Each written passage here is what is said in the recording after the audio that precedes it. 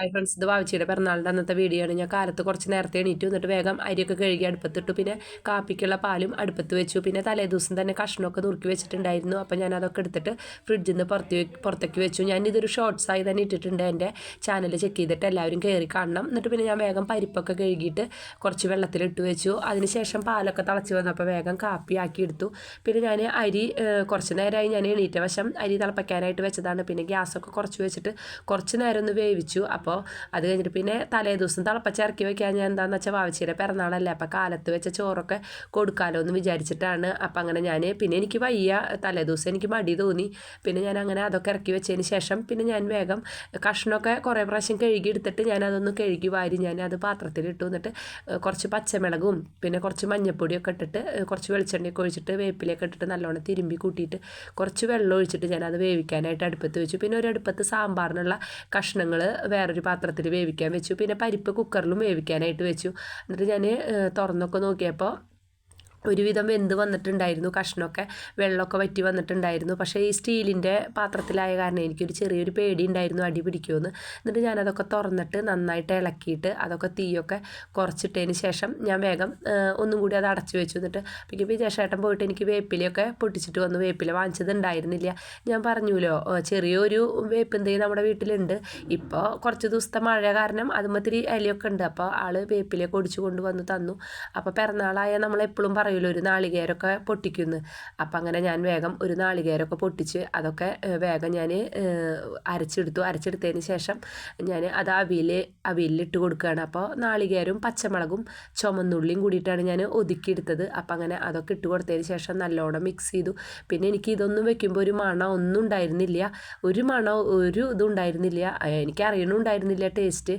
അപ്പം അങ്ങനെ ഞാൻ അതൊക്കെ ഇട്ടതിന് ശേഷം അരപ്പൊക്കെ ഇട്ടതിന് ശേഷം കുറച്ച് മോരന്നെ ഉണ്ടായിരുന്നുള്ളൂ. നോക്കിയപ്പോൾ ഉള്ള മോരൊക്കെ ഒഴിച്ച് കൊടുത്തിട്ട് നന്നായി മിക്സ് ചെയ്തു. പിന്നെ കുറച്ച് കറി തന്നെ ഉണ്ടായിരുന്നുള്ളൂ, കുറേയൊന്നും ഞാൻ ഉണ്ടാക്കിയില്ല, എനിക്ക് വയ്യായിരുന്നു. പക്ഷേ വാവച്ചിയുടെ പിറന്നാളല്ലേ എന്ന് വിചാരിച്ചിട്ടാണ് ഞാനിത് ചെയ്തത്. പിന്നെ എണീറ്റിട്ട് എപ്പോഴും വരെ പിറന്നാളിനും വിശേഷങ്ങൾക്കൊക്കെ കുളിച്ചിട്ടാണ് ഞാൻ അടുക്കളയിൽ എന്തും ചെയ്യാറുള്ളൂ. പക്ഷേ ഇതിപ്പോൾ ഇങ്ങനത്തെ ഒരു അവസ്ഥയായ കാരണം കുളിക്കാനും ഒന്നും പറ്റിയില്ല.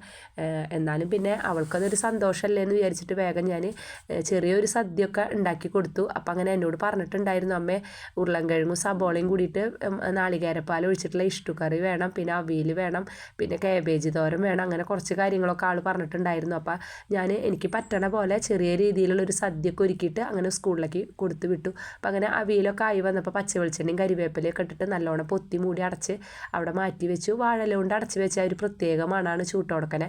അപ്പോൾ അങ്ങനെ അപ്പോഴേക്കും സാമ്പാറിലേക്കുള്ള പൊടികളൊക്കെ ചേർത്ത് കൊടുത്തു. അപ്പോൾ സാമ്പാർ നാളികേരമൊന്നും ചേർത്ത് വറുത്തരച്ച സാമ്പാറൊന്നല്ല, വെറുതെ പൊടികളിട്ട സാമ്പാറായിരുന്നു.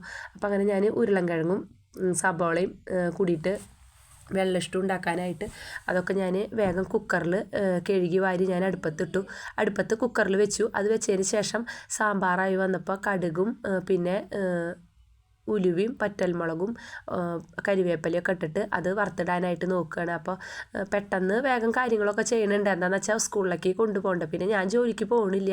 എന്താണെന്ന് വെച്ചാൽ എനിക്ക് തീരെ സുഖമായിട്ടില്ല. അപ്പോൾ ജോലിക്ക് ഇനിയിപ്പോൾ എന്തായാലും ശനിയാഴ്ച മുടക്കാണ്, രണ്ടാം ശനിയാഴ്ചയല്ലേ. അപ്പോൾ അതും കൂടിയും കഴിഞ്ഞ് ഞായറാഴ്ചയും കഴിഞ്ഞ് തിങ്കളാഴ്ച തൊട്ട് ജോലിക്ക് പോകാമെന്ന് വിചാരിച്ചു. അപ്പോൾ അങ്ങനെ സാമ്പാറൊക്കെ കടുക് പൊട്ടിച്ചെടുത്തതിന് ശേഷം ഞാനതൊക്കെ അവിടെ മാറ്റി വെച്ചു. അപ്പോഴേക്കും കുക്കറിൽ വിസിൽ അടിക്കുന്നുണ്ട്. അപ്പോഴേക്കും അച്ഛനും മോളും കുളിയൊക്കെ കഴിഞ്ഞിട്ട് അമ്പലത്തിൽ പോകാനായിട്ട് നോക്കുകയാണ്. അപ്പോൾ എന്നോട് പറഞ്ഞ അമ്പലത്തിൽ പോയിട്ട് വരാമെന്ന്. അപ്പോൾ ഞാൻ ഉമ്മറത്തൊക്കെ വന്ന് അവർ പോണതൊക്കെ നോക്കിയതിന് ശേഷം വന്നിട്ട് പിന്നെ ഞാൻ കാബേജൊക്കെ അടുപ്പത്ത് വെച്ചു. അപ്പോൾ കാബേജും കഷ്ണങ്ങളൊക്കെ തലേ ദിവസം കാബേജ് എനിക്ക് മണിക്കൂട്ട് അരിഞ്ഞ് തന്നു. പിന്നെ ബാക്കിയുള്ള കഷ്ണങ്ങളൊക്കെ ഞാനാണ് അരിഞ്ഞത്.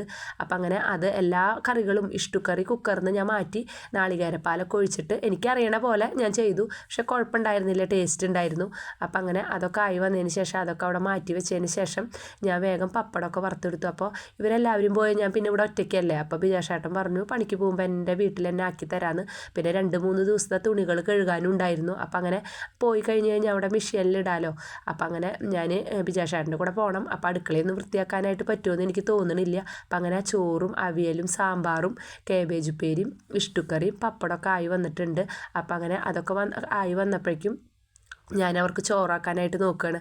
അപ്പം ഞാൻ വേഗം അവർ വന്നിട്ടില്ല, അപ്പോൾ വേഗം ഞാൻ വാവച്ചിക്കുള്ള ചോറ് കുറച്ചവിടെ മാറ്റി വെച്ചു. കറികളൊന്നും മാറ്റി വെച്ചില്ല, ചോറ് മാത്രം മാറ്റി വെച്ചതിന് ശേഷം എല്ലാവർക്കും ചോറൊക്കെ ആക്കിയതിന് ശേഷം അമ്പലത്തിൽ നിന്ന് വന്ന ആൾ യൂണിഫോമൊക്കെ മാറി വന്നപ്പോൾ ഞാൻ വേഗം ഇലയൊക്കെ ഇട്ടിട്ട് വിളക്കത്ത് ചോറൊക്കെ കൊടുത്തു. എന്നിട്ട് നേരെ ഞാൻ എൻ്റെ വീട്ടിൽ വന്നതിന് ശേഷം അടുക്കളയിൽ വന്ന് നോക്കിയപ്പോൾ അമ്മ സാമ്പാറൊക്കെ വെച്ചിട്ടുണ്ടായിരുന്നു. പിന്നെ ഞാൻ കുറച്ച് അവിയലൊക്കെ കൊണ്ടുവന്നിട്ടുണ്ടായിരുന്നു.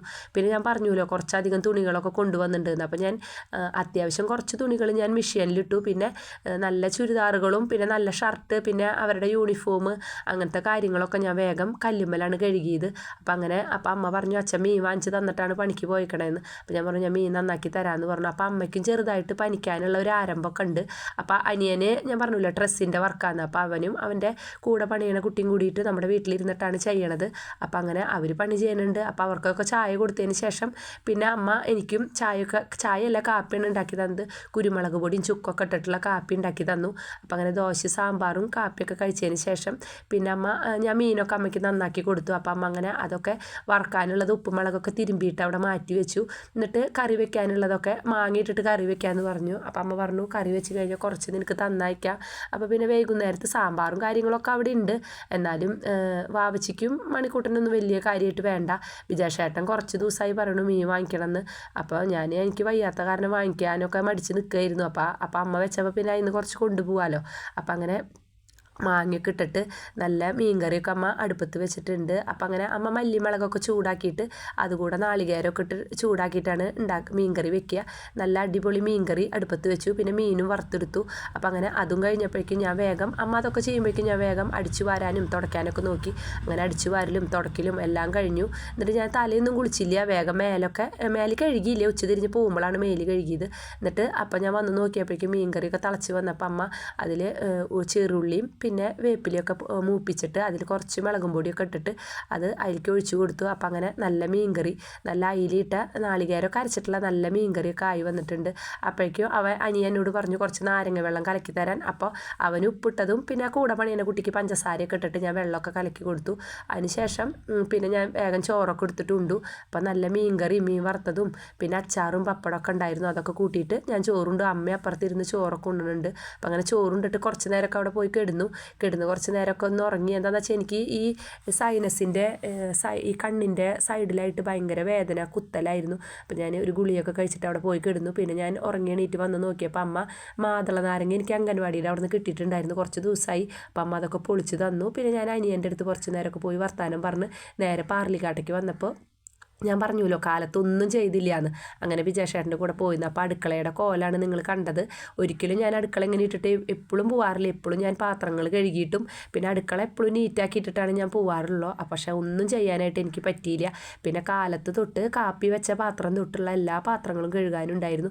പിന്നെ എനിക്ക് വയ്യാത്ത കാരണമാണ് എനിക്ക് പണികളൊക്കെ ചെയ്യാനായിട്ട്. ഇപ്പോൾ ഇത്രയും പണിയെടുത്തപ്പോൾ തന്നെ വൈകുന്നേരം ആയപ്പോഴേക്കും എനിക്ക് തീരെ വയ്യാണ്ടായി. അപ്പോൾ കഫക്കെട്ടും പനിയൊക്കെ ഉണ്ട് എല്ലായിടത്തും. അപ്പോൾ എല്ലാവരും നല്ലോണം ശ്രദ്ധിക്കണം. പിന്നെ ചോറും കുറവായിരുന്നു. അപ്പം അങ്ങനെ വേഗം ഞാൻ ചോറൊക്കെ തിളപ്പിച്ച് ഇറക്കി വെച്ചു.